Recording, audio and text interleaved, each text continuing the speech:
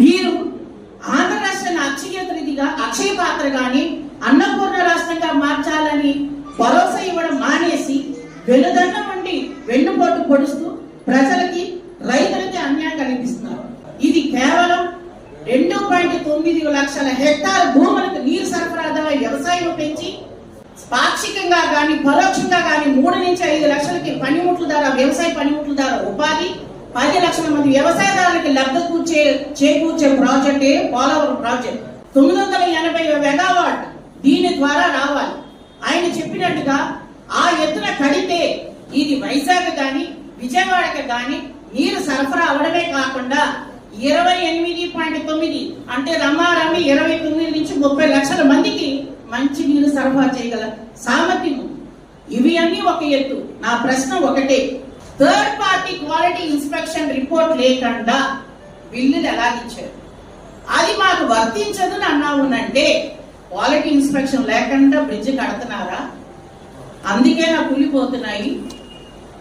ఇది అవతకలకి ఎవరికి వాళ్ళకి పేక మేడం లాగా పెయింట్లు వేసుకుని కల్పవృక్షం వలె దీన్ని పిండుకొని రాష్ట్ర ప్రభుత్వము దీనికి ఒత్తాస మాట్లాడుతున్నది కేంద్ర ప్రభుత్వం.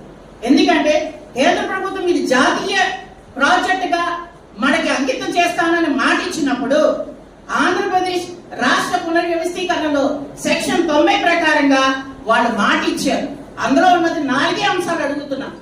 మీరే పూర్తి బాధ్యత తీసుకుంటానన్నారు. నయా పైసా కూడా రాష్ట్రం పెట్టగలదన్నారు. అనుమతులకి కావాల్సిన విధి విధానాలను అనుసరించి ప్రభుత్వం దగ్గర నుంచి కేంద్ర ప్రభుత్వం నుంచి అమలు తెచ్చుకోవాలి.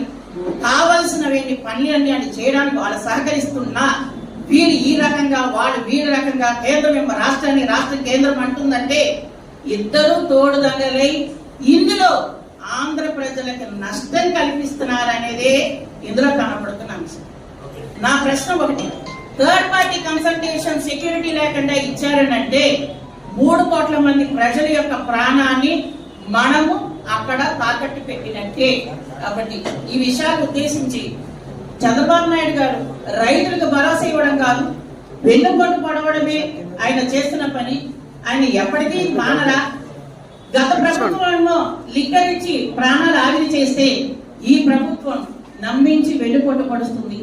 ప్రజలు విచక్షణతో ఆలోచించి ఏం చేస్తున్నాం ఎలా చేయాలనేది 1కి 2 సార్లు ఆలోచించి వచ్చే ఎన్నికలో సరైన బుద్ధి చెప్పాలని కోరుతున్నాను.